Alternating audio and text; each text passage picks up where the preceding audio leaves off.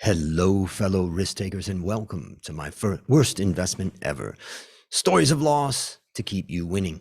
In our community, we know that to win in investing, you must take risk, but to win big, you've got to reduce it. Ladies and gentlemen, I'm on a mission to help 1 million people reduce risk in their lives. And after this episode, you're going to think, why are you going so low, Andrew? And that mission has led me to create the Become a Better Investor community, where you get access to the tools you need to create, grow, and protect your wealth. Just go to myworstinvestmentever.com right now to claim your spot. Fellow risk takers, this is your worst podcast host, Andrew Stotz from A Stotz Academy, and I'm here with featured guest Chris Doe. Chris, are you ready to join the mission? I am. I'm so excited. Now I feel like I have to speak at a lower register. Yes, you've gotten introduced to my radio voice. This is fantastic. Good job, Andrew. Well, they say you got to come up with something unique, and my looks aren't going to do it, so my voice will have to do. Let me introduce you to the audience. Chris Doe is a self-described loud introvert, recovering graphic designer, middle child, serial entrepreneur, Emmy-winning director, educator, and founder of TheFutur. Chris has an audacious mission of teaching 1 billion people how to make a living doing what they love. Chris, take a minute and fill in a little bit about the unique value that you bring to this wonderful world.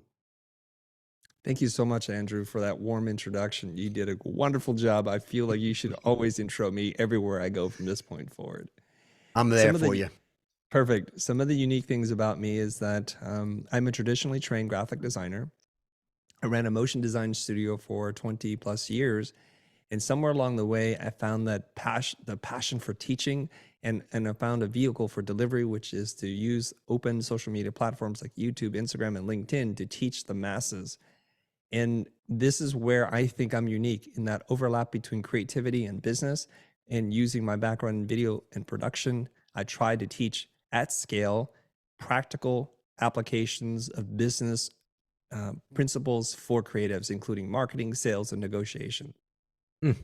And I can understand the at scale part, using social media and all of that. But one of the questions I'm sure that everybody thinks about, and I can understand that you have like great content too, because I go to your website, I look at your stuff, I listen to your podcast, and I know you've got some great stuff. One of the questions I guess that people would ask is, okay, if I want to do that, how do I monetize that? Well, Or I do think I? you can and you should, but monetizing shouldn't be your primary driver. It should be, I think, somewhere deep down in your thinking process. And I'll share a story with you and on the theme of the worst things.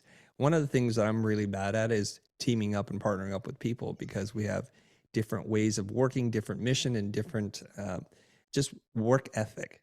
My previous partner thought that social media was a great way to build awareness for marketing products. And so initially, when we created content together, it was all designed to monetize, to build awareness around the product, and so that we can sell more. And what happened was the inverse of our expectations came true, in that we got low viewership, low engagement, and we had really low sales. The first year in which we were selling products, I think we did a whopping total of $18,000 in annual sales, which is not even enough to survive, I think, in a second world country. It's not enough, let alone a first world. It's not even enough to pay for our interns. And as we progressed and we started to serve our community and our audience, and to turn the volume down way, way, way lower in terms of how much we're marketing and just trying to deliver value to people, the engagement went up, our follower and subscriber count went up, and our sales went up. And so I'm of the school of thought that you should try to give as much value as possible with no strings attached. Do it in the spirit of generosity with no expectations. And then eventually, when you deliver so much value, you won't even have to ask. People will just volunteer to give you money. And some people say, like, I've heard people say, give your best stuff away. And it just scares the hell out of me. Now, on the one hand, I started to see some possibility that you could, like, let's just say you had an amazing course with 20 lessons, and you put each one of those as a single lesson out on YouTube. So in a sense, you've given it away. But there's many people that may see that first one and say, I want to get this sequentially, or I want to get this in a different format, or I'm gonna be part of a community learning this. And so then I kind of could see that, maybe that could work. Is that what you're talking about? Or maybe you could describe a little bit more? Mm. There's a couple different ways to make what you're talking about work. And so I'll describe a few of them, and then maybe we can circle back to see which one is of greatest interest to you. Mm. I'll first speak about our model. We created content because we wanted to educate and teach people. And then all of a sudden, to our surprise, an audience community started to form. So this was just us trying to find our voice in the world, to find an audience that connects to what it is that we're saying, and to figure out who we are for and who we're definitely a poor match for. And I think this is a really important thing to note, is that if you want to build true fans, you're also going to build true critics. A lot of people tend to play it too safe, and they hide from any of their real opinions, and so they're always going to the middle of the road, and that's really boring. And so that's a really poor strategy to grow an audience. Mm. And then once you have the audience, you can ask yourself, how do I further serve this community? So one of the things that we did in terms of being able to quote unquote monetize our audience was we would teach typography lessons for free. That's what we're going to do. And this organically led to us launching a course in which we gave the course away for free for a period of 48 hours. So every week I would record the first whatever module it is I was working on, and we would tell our audience, we're going to broadcast this for free. So tune in live. It's going to disappear in 48 hours. And true to our word, as soon as 48 hours happened, we took the video down, and people were really upset. Well, that's okay. We'll be here next week, and we're going to record the second module. And we kept doing this up until the third module. And then we're saying, now we're going dark. If you would like to get in at a pre-launch price and the lowest price we'll ever sell this, go ahead and buy it now. And that's how we got to our first 6-figure launch. Now, this really humble typography course, which I think many people have been able to get value from just from the free content, has gone on to make almost $1 million in revenue. So that's one model. Okay, so let me just go back to what you said. First, you said about, fans. If you're going to have fans, you're going to have critics. And if you don't have critics, you're not getting old enough. Yeah. That's fans. the way it is. Okay. Yeah. So that's good. The other thing you're saying is that the value of the free content and engaging out there is to kind of hone in on who is our audience. That's because you'll eventually find that out. And then the third thing you talked about is then creating content, a course in this case, to that audience, and then doing a live release, getting them excited about it, that, hey, wow, this is great. So they're getting value. They're seeing that there's value in it, but then there's scarcity to it. And if you want to join this, this content, then come to the course. Yeah. I think I'm doing the Mrs. Fields concept, Mrs. Fields cookies, right? Which is Mrs. Fields had a bet with her husband. I think this is the story or the legend goes, and he was convinced she couldn't sell any cookies and she was having trouble. So what she did was she baked a bunch of cookies, chopped them up into little pieces, went outside and offered them to people. And they're like, this is delicious. Who doesn't like a chocolate chip cookie? They went and bought cookies, and thus was born her business. So I really like this idea of giving away the samples. If you're confident in your product, and you should be, if you're not, work on it again and don't release it until you're confident. So we knew that once people got a taste, so to speak, that they would want more. So we gave the live release away for free. And what benefited people who actually purchased it was, first of all, they get the entire course. They don't have to look anywhere for it. Then they're edited and broken down into chapters and annotated. And so it's delivered from beginning to end. You can track your progress. Wherever you leave off, you can come back to. So it's super convenient. So we're selling them convenience, and we're selling them time. Essentially, we're selling them their time back. So you don't have to hunt and peck through videos. First of all, they don't live in there anymore. But if you could go through all the old videos, you'd have to string them together, search for it, remember where you are, find the sequence. And what we're trying to do is save them some time there. And for the price of the product, which is now $299, is 1 hour or 1 day of your time worth that much? I would think so. And so we're going to save you that time. It's funny because when the internet started, it was like, wow, there's so much free content. It's amazing. Nobody's ever going to be able to sell anything again on the internet. And then all of a sudden you realize that actually curated content and focused content is what people will pay for. Yeah. Well, I noticed you're a lover of books, because I can see by your bookshelf and you can see by mine, we both buy books. Can we find these books online for free legally? Yes. Many of them are already published, or most of it's already been published by the author themselves. But I don't know about you, but when I receive value from someone, I feel the need to reciprocate. And so I buy books just because I read someone's Instagram post and I thought it was very, very valuable. And I read a couple of them and I just go online to Amazon, buy 3 of their books, and this is sitting on my shelf. I haven't opened them yet. It's just Mm, for me to say thank you. I appreciate you. And I know that by me buying your book, I support what you do. And so that you can do this for a longer period of time. We mm. understand that our dollar and how we spend it is a vote for saying we want more of this and we want less of that. And I guess the subscription models you've seen come out like Substack and stuff like that is a great validation of that, that people are like, hey, I'm going to give $5 a month to this guy or man or woman because I appreciate what they do. Yes. Now, Yeah. I have some wonderful stories to share with you because people give us money with no expectations. We have this Mm, thing called a sustaining member. It's kind of like an NPR drive, but they donate anywhere between $5 and $25 a month, and we promise them nothing. And they just do it because they want to. And we have hundreds of people who do that. We have people who send me donations all the time from $5 down to $1 to over $1,000. And it's wonderful when it just comes in unexpectedly. And this is the truest form in terms of measuring the impact that you create in the world. When you give to someone with no expectations and they give back with no expectations, it's a beautiful thing. I would love to build a 21st century economy built around this. And for those people that are donating and feeling like they want to give back to you, what is it that they're most appreciative of? Well, I'll share one story in particular to make this super concrete and real. Mm, I was recently at an art center grad show. It's where I went to school and I often visit to recruit and just say hello to my fellow teachers and former students and new students alike. I ran into this lady. She bumped into me. She was so excited to see me. And she said something to me. She said, Chris, you've done more for my career than this school has done for me. And you supported me, even though I haven't had any one-to-one interaction with her. I'm like, wow, this is really cool. Thank you so much. And I said, if you really mean that, she goes, I totally do. I said, well, you could buy something to support us. A little cheeky. And I'm like, mm, well, whatever. So later that day, she sends me a message on Instagram saying, hey, what is your Venmo? I wasn't 1000% sure it was the same person. I mm, suspected it because it was just like really brief encounter. I sent her my Venmo information, thinking nothing else of it. The next morning, I wake up, there's an notification from Venmo saying XYZ has sent you some money. I open it up. It's $1,000. Well, mm, what's more remarkable is the note. It says, Chris, this is the least that I can do. I feel so ashamed that it's all I can give to you right now. I promise I'll be back with more. I mean, $1,000 is a lot of money. In my yeah, world, that's a lot of sure. money, Absolutely. right? And so somebody's sending this saying, I'm sorry, should be more.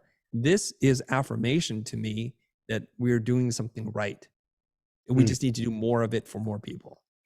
So before we wrap up, I've enjoyed learning what you're doing and all that, but I just want to. I think we can't wrap up the intro part of this without talking about two things. The first is 1 billion, 1 billion people. Yeah, exactly. Like, and the second thing is, Yeah. how does the Future Pro group fit into all of this?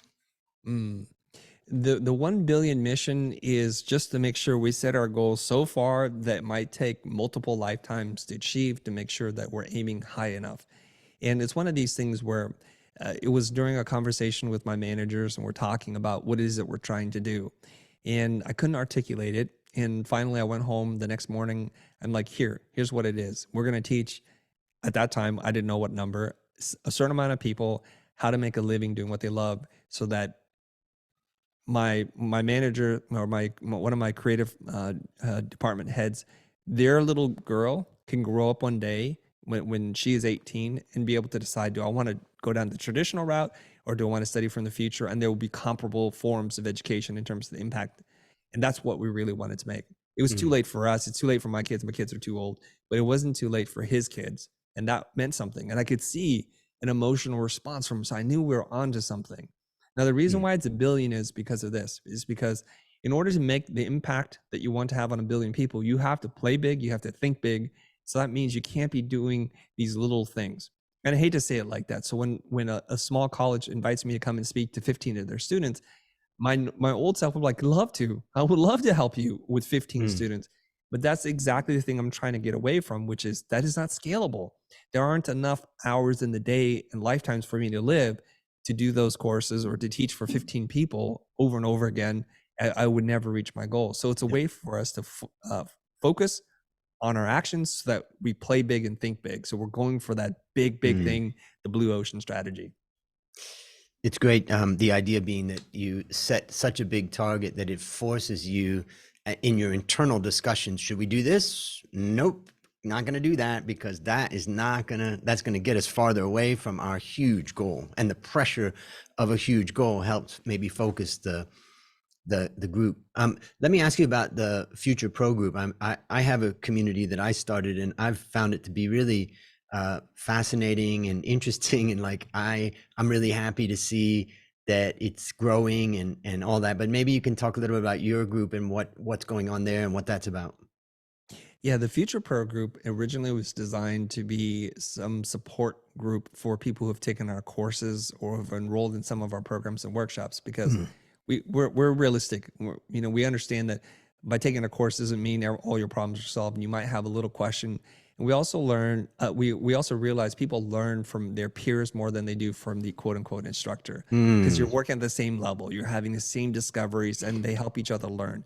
And they also embolden each other to try things, because they're like, if Sally, Mary, or John can do it, why the heck can't I?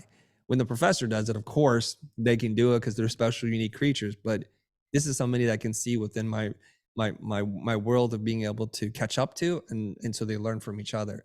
So we created the group, and the group has evolved over the years, and now it's really about small cohort peer-to-peer based coaching and mentoring. We have established a program that we're still in the midst of refining. And are you familiar with Entrepreneurs Organization, No, EO? no. Okay, well, EO is a global organization. It's designed for entrepreneurs to help entrepreneurs. The minimum that you can make in a year is $1 million in order for you to join. And so they're all literally millionaires. And I forget the stat, but there's almost 5,000 members or maybe more, that the average person does something like $3.5 million in revenue a year.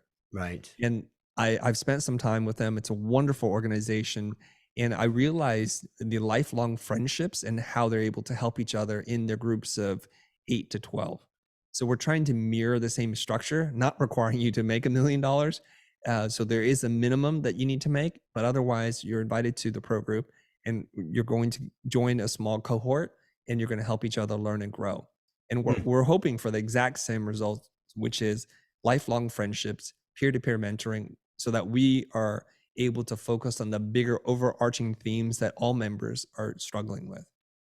And I noticed, I listened to one of your testimonials, and the lady was talking about how she really appreciated that one-to-one. I don't know what you call it, a peer. I can't remember what she referred to it as, but it was Oh, peak pretty performance cool. partner. Peak performance partner. Yes. Okay, Hmm. that was great. That was You know who I got that from? I got that from Darren Hardy in his book, The Compound Effect. yep, He said that one of the things that's really helped him is to have an accountability person. There you exactly. go.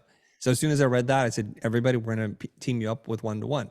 We've expanded the concept now, so that's not one-to-one, because some people have wonderful experiences, and Mm, depending on your ability to connect with one person, which can color the entire experience for you. If you right. have a person who doesn't show up, who doesn't give it their all, or is taking more than they're giving, then that one-to-one relationship falls apart. So that's why we're doing it one as a group of up to 12 people. Okay. And that's Yeah. where, like, it's a pod type of concept, I Yes. guess. And then yeah. Okay. We started some in one of my courses, the Valuation Masterclass. We bring in about, let's say, roughly 50 students for a 6-week intense course, and we put them into different groups. And it's funny because we're having them value companies, right? So we're teaching them how to value companies. They got a lot of Is it? video content. We got a lot of interaction going on.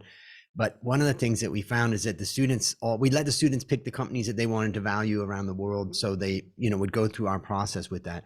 And we just realized it's a bit overwhelming. So what we ended up doing was having them in groups and say, look, all of you in this group are going to analyze the same company.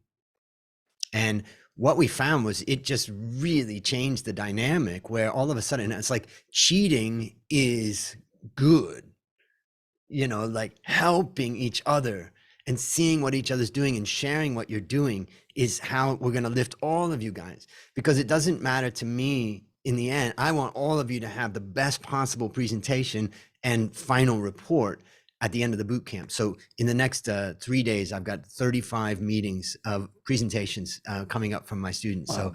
it's a little bit of that concept, but I feel like one of the feedbacks I got from one of the students recently is that, sometimes, like when they do the group meetings, if there's no facilitator there, or something, the group meeting can kind of fall apart because the leader's not that strong or something like that. And I haven't really figured out how to handle that.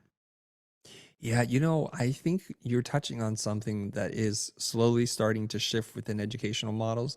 It used to be about individual performance, and so collaboration was not encouraged; it was actually discouraged. You're right in describing it as cheating. Yep. When you're borrowing the research and insights from other people, that's called cheating.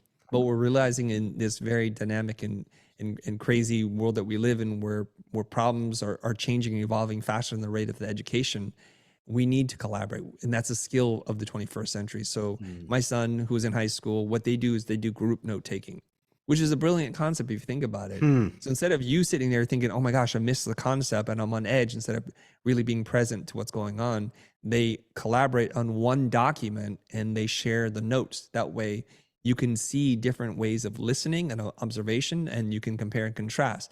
But it also takes a lot of the pressure away from you missing something. And then Mm. you form relationships. You can see who the good note takers are. You can see who's listening diligently, who's really not contributing at all. So recently I did a workshop in Australia, a 3-city tour. And I said, here's the Dropbox document. Everybody in this city, we will share this document. Take notes as best as you can.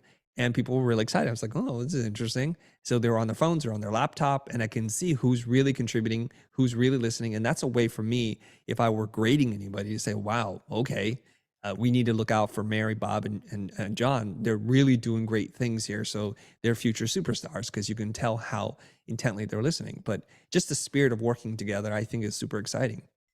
Yeah, and it's what's exciting about what I do with the Valuation Masterclass Boot Camp is that, well, when those leaders come to the top, well, then I talk to my corporate sponsors and say, hey, are you looking for a person that can do X, Y, Z? I've got someone. And so part of what I've been doing now is connecting with corporate sponsors who look for the best and the brightest, and by putting them into a tough. I do have a hat like you. Almost the same. Yeah, my hat's a little bit more like a drill instructor, but I try to make it Yes. tough because I know that at the end, what the students and the attendees want is they want an outcome, either maybe get a better job or get into the finance industry or something like that. And then I can deliver that, as long as I keep the content great and the environment tough. Yeah. One last thing I was just thinking about, when I look at statistics related to education in America, it's a disaster. I left America 30 years ago, and when I look at, what the typical kid learns right now compared to, let's say, when I was in high school, I graduated in 1983. I just think, and sometimes I heard someone say something and they said, how could I know? And I thought, exactly, how could you know? Because you never studied it and you never learned it, and you may never have read a book on it, and you may never have studied history or whatever. And what I also see in Asia is that there's no change here. Everybody still values education, and they're trying so hard to learn more. So I think what you're doing as far as education is concerned is great. Keep bringing it. Well, listen, we've spent a lot of time talking about all of this great stuff, which I really much enjoyed, and I hope that the listeners enjoyed too. But now it's time to share your worst investment ever. And since no one goes into their worst investment thinking it will be, tell us a bit about the circumstances leading up to it, and then tell us your story. All right, I'll do my best. We're in a West Coast LA based motion design firm. And we realized that in order for us to get the work that we want, we also have to have an East Coast office. That's what we were led to believe. Bi-coastal agencies seem to capture both the West Coast and East Coast market, and there are more bigger, well-established agencies on the East Coast than there is on the West Coast. And so initially we thought, okay, let's go do this, but we did it half-heartedly because no one wanted to move. And so we found an easy way to do it, which was to sublease a space from another editorial firm. So they would give us one of their back rooms and give us internet access and computers so that we would have a New York address. And so we thought, okay, well, we can do this. We have a New York address. The phone number will forward automatically to our LA number, and we're in business. And nobody bought that. Like, okay, so what if you have an East Coast address? So we doubled down on a erroneous presumption, that by having an East Coast office, we would get East Coast work. So then we wound up renting a space, renovating it. It was a small office, under 1,000 square feet. And we hired an office manager, an executive producer, and a creative director to run it for us. Still, no one from our office wanted to live on the East Coast. And so we were running 2 offices, incurring double the expenses, but we're not doubling our revenue. And so we're now shrinking profit. And I think doubling my headache, managing more people, more logistics, and it was just very, very problematic. And so this is happening over the course of 5 years. So I'm just seeing me putting more money into a pit year after year, and I learned some really valuable lessons. Now, ultimately, we closed down the office. It didn't work for us because there was little DNA that was shared between the West Coast and East Coast office. It was the same company by name, but that was it. Whole different way of working. Can you And remember the moment, by the way, that like the day that you had the discussion with everybody, like, okay, it's time, we got to pull the plug? Yeah, I do remember it. And I remember it wasn't just instantaneous. You wake up one day and you're like, I got to do this. It was slowly gnawing at me for probably 6 to 12 months. I just knew it was not a good idea. But there's something about human nature, about this law of consistency, wanting to be consistent with yourself, saying that if I now close this office, I'm a loser, I'm a failure. What will people think of me? And you just keep putting more good money after bad. And it's not that it was this giant burning hole, but it was just not worth the effort. I would rather hire 3 more people in the LA office. We'd probably do another $1 million of business and not have to deal with any of the headaches. And we could do that easily because we had tremendous amount of space in our LA office. One of the most powerful lessons I've learned is you can't export your core competency. If none of us were willing to make the move, saying we represent the energy of the company and we will go and move back east and establish the same culture and the same way of working before returning back home, then we were not committed. And not being committed to something, you can see that we were approaching this very half-heartedly. First, just renting a little office space. No one was there, just to buy an address. It's probably a cheaper way to do that. And during that time, I think we had that space for about a year and a half. We got no new business. No one flew from LA to New York, and that was that. What I then later on realized is, besides the exporting your core competency, is I think New York works because you're in New York. This is the critical part. You're going to the events, you're going to the bars and the clubs and the restaurants, and you bump into people in the street and the subway, and you're like, oh, hey, I see you. I love the campaign that you're working on. Congratulations. And then that's how relationships begin. And it takes a long time to do that. So if you're going to do that, to establish a beachfront or beachhead in another city, I think you have to make the commitment that you're going to move there and you're going to live there for a period of time until things get underway. It wasn't that we were so busy that we needed another office. We used that as a way to create new business. So I think we were doing this in reverse order. Maybe I'll share a couple things that I take away from that. The first one is I wrote down that, you can't have someone else fight your battles. Like, ultimately, you've got to be on that front. And when you think about, one of my shelves up here is about 50 books on U.S. Civil War, which was an area that I was quite interested in. And but what you realize is that the best generals were the ones that were on the front lines, and they didn't fight all the time on the front lines, but they always were reconnoitering and going out. In fact, Stonewall Jackson, one of the early successful generals, got shot because he was going to the front line, and it turns out he was shot by his own men as he returned from the front line by accident. But the point is that, you can't have someone else fight your battles. It may seem like you could, but in the end, you can't. The second thing is that, expanding any business is a challenge. It's like, you've got to think, okay, can we do more out of this particular location? Do we set up, if you're a restaurant, okay, we've done great out of this one location. Now we've set up a second location. All of a sudden, you're changing the dynamics of that business dramatically. Where the dynamics of that business is, how do you run? You can't be at 2 restaurants at the same time. So either how do you get 2 great managers, and how do you start to run a very different style of business? And I think many people jump into this type of stuff without realizing, like, the risks. And the third thing I was thinking about is that we had an opportunity to expand one of my businesses, which is a coffee factory here in Thailand. And we supply restaurants, hotels, coffee shops, and the like.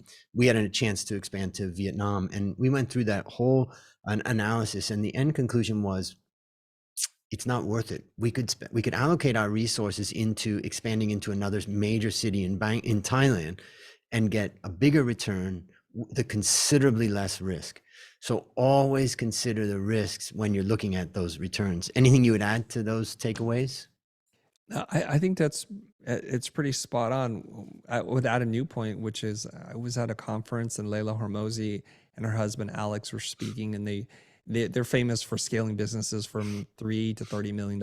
And so, of course, the question comes up, how do you scale?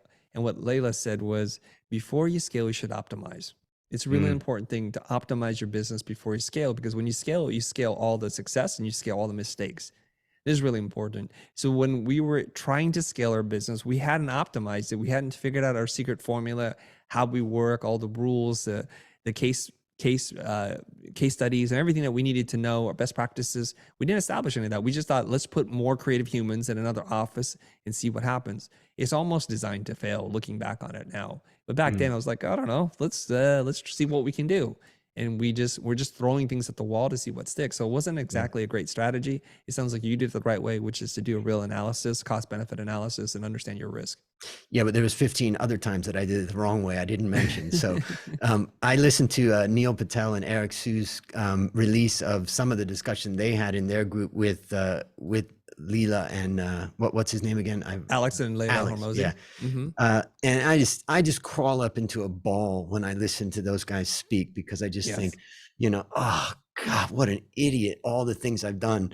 Mm, Great stuff out of them. So, anyways, yeah. that's a great reference. So, based upon what you learn from this story and what you continue to learn in your life, let's now go back in time and imagine a young person who is facing the exact same situation that you're facing. Everybody's talking about it. We need to have that New York office, da da da da da. What's one action that you'd recommend that our listeners take to avoid suffering the same fate? The first thing I would do is to question your assumptions first. And what my sales reps were saying to me is, you need to have a New York office in order for us to sell you. And we probably could have poked a lot of holes through that theory and that assumption. And it's one of those things where, are you saying if I do this, you're going to guarantee us X volume of work, and you're willing to back that up? And they would not be able to do that. Mm, And what you need to understand is, salespeople look at the sum and not the net. It's like more effort equals more possibilities, but they yep. don't look at the net, which is, we spent a lot to get this, and therefore, is this effort worth the risk? And I Mm, think what we have to do is go back and say, what is it that makes our DNA unique? What is it about our product and service that we can do to improve, and do all those things before you think about expanding to a new office, because of all the headaches we've talked about before. yeah. So question those assumptions. Now, if you walk away and say, yes, those assumptions have been validated, and I would strongly say they're probably not, but let's just say Mm, that they are. Then you have to say, what is our rollout plan? How do we see this happening? What is the overhead? Who do we have to invest in? And we probably should make that investment on day one and not do a slow bleed. If we're going to fail fast versus slowly kind of just um, uh, slowly spending the money and making the effort, because like a year into that effort, we're like, well, this is not working because we haven't tried, so we could fall back on the fact that we haven't tried, versus we tried really hard, we need to close those offices, it's not working, we're spending too much money and time, let's get out of this. yeah. It reminds me of what I teach to my finance students and, the management teams of company about finance, is that finance adds no value. And my finance students hate to hear that, of course, but what I try to say is that finance is a mirror, it's a reflection. And the value of finance in a situation like that is to use finance to say, okay, we think we're going to spend X and we're going to earn Y. And now the monthly financial data that we're going to look at every single month is going to tell us whether our hypothesis was correct or not. And we need that feedback loop. So I encourage everybody to use finance as a tool and try to use it as a feedback mechanism so you don't get stuck in that situation. All right. Yeah, I think you're talking about like modeling and forecasting and doing the business things that you're supposed to do as a responsible entrepreneur, right? Versus like, let's just see what happens. And, after interviewing more than 600 people, and particularly a lot of entrepreneurs that lost a lot of money, I always say my number one lesson that I learned about having a business is you must have on time and accurate monthly financial statements. And if you can get those, and any audit accountant that says, no, we don't need monthly, we just da da da da, kick them out. Get monthly, accurate, and on-time financial statements, and then meet with your team and go through them. You'll solve most of your problems, because over time you keep repetitively looking at those, learning about those. You'll become a financial expert about your business. So let me ask you, what's a resource that you'd recommend for our listeners? I'd like to recommend lots of resources, but I'm going to need your help. What, of anything, give me some guidelines on what kind of resource would be Well, I mean, helpful I to the think, I audience. think, I think you've got a lot of stuff going on, and maybe it would be great if you could tell us like what's one way to start to consume your content. I mean, I notice, for instance, your book as an example, which I think I haven't gotten to it. I'm going to get after this conversation. Maybe something of yours that you think would be of most value for the audience. The easiest thing you can do is find me somewhere on social media at the Chris Doe. I post pretty regularly on Instagram, Twitter, and on LinkedIn, as well as our YouTube channel, which is The Future is Here.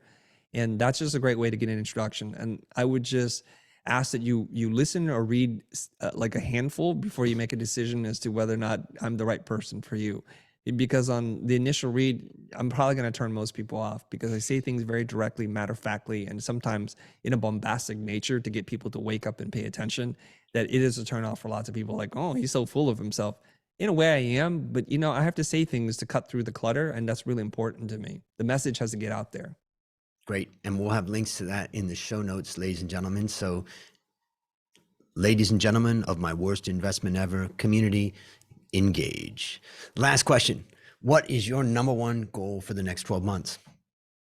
My number one goal is to launch our mastermind, which is a high-level group for people who are making between $1 to $5 million a year. It's a rather expensive annual subscription. It's $36,000. It's only for 100 people. If we can launch this and fill up the seats, I'm a happy camper. So that's what we're trying to do, and we think we'll get there. Fantastic. Well, listeners, there you have it. Another story of loss to keep you winning. If you haven't yet joined the Become a Better Investor community, just go to myworstinvestmentever.com right now to claim your spot. As we conclude, Chris, I want to thank you again for joining our mission. And on behalf of A Stotz Academy, I hereby award you alumni status for turning your worst investment ever into your best teaching moment. Do you have any parting words for the audience? I have one question for you, Andrew, which is, I've guessed how old you are based on some information you shared today. And I want to look up to like where I might be when I'm your age. I think you're a little bit older than me. I'm going to guess that you're 58 years old. How off am I? You're very close. 57. 57. I wrote 57. I scrolled out and I wrote 58, but okay. Yeah, you looked at my hairstyle and you thought, okay, I'll give him 58. No, I'm 50 years old myself. And I love that you're at 600 episodes. So you're wholly committed to doing this. I'm only at 200 something myself in terms of our podcast. So you give me a lot to look up to and for into my future. Thank you. I appreciate that. And I've learned one of the big lessons is just keep going.